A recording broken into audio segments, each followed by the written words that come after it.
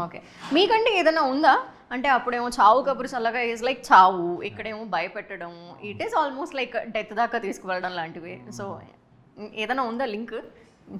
దానికి దీనికి ఇంకేం లేదు. చావుకి చావుకి నాకు ఇంకేముంటదండి. ప్రతి మనిషికి కాదు, ప్రతి మనిషికి పుట్టుకతో చావుతో లింక్ ఉంటుందిగా. అవి యూనివర్సల్ టాపిక్స్ కాబట్టి బెటర్ ఇది ఉంటుంది అంతే. అంటే నాకు బేసిక్గా ఐ లైక్ ఫిలాసఫీ. ఆ ఫిలాసఫీని ప్రీచిగా కాకుండా కమర్షియల్ టోన్లో చెప్పడం నాకు ఇష్టం. ప్రతి సినిమాలో ఏదో ఒక కోర్ ఉండాలి.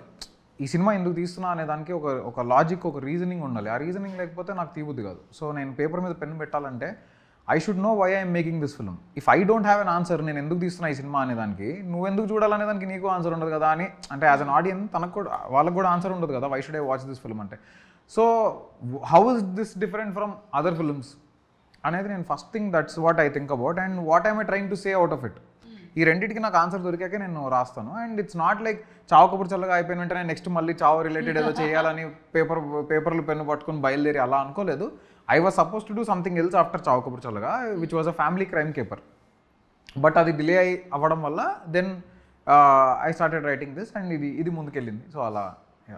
ఓకే. అసలు ఎప్పుడు స్టార్ట్ అయింది?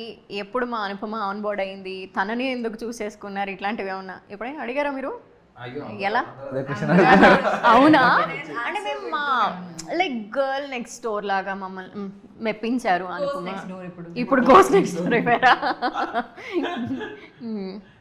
బికాస్ తన పర్ఫార్మెన్స్ వల్లనే కదా. బికాస్ తను ఇన్ని సినిమాలు చేసింది. We know that she is capable of doing different roles. She is not somebody who will be like Anupama garu act చేస్తున్నారు అంటే ఓన్లీ అనుపమ కనిపిస్తుంది అన్నట్టు ఉంటుంది, క్యారెక్టర్ కనిపిస్తుంది అన్నట్టు ఉంటుంది. సో ఆలో వేరేలా ఉంటుంది, ప్రేమంలో వేరేలా ఉంటుంది, సో అలా రాక్షసుడిలో వేరేలా ఉంటుంది. She is different in every film. ఇప్పుడు మొన్న పరదాలో ఓన్లీ జస్ట్ ఈ పార్ట్తో పర్ఫామ్ చేయాలి. Generally I believe acting is here. ఇక్కడ పర్ఫెక్ట్గా ఎమోట్ అవుతే కరెక్ట్గా పోర్ట్రే అవుతుందని నేను నమ్ముతా.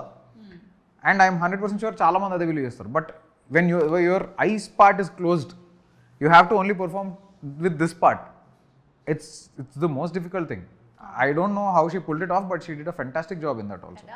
నాకు నిజంగా నేను సినిమా చూసాక నేను చెప్పా, అసలు you have done a fantastic job, nail చేశారు. సో అండ్ అలా తను డిఫరెంట్ ఫిల్మ్స్ని చూస్ చేసుకుంటూ, she is a very good performer. There is no doubt and there is no discussion also about it. So and so అందుకని నేను ఇంకా ఈ క్యారెక్టర్కి నాకు definitely I needed a performer.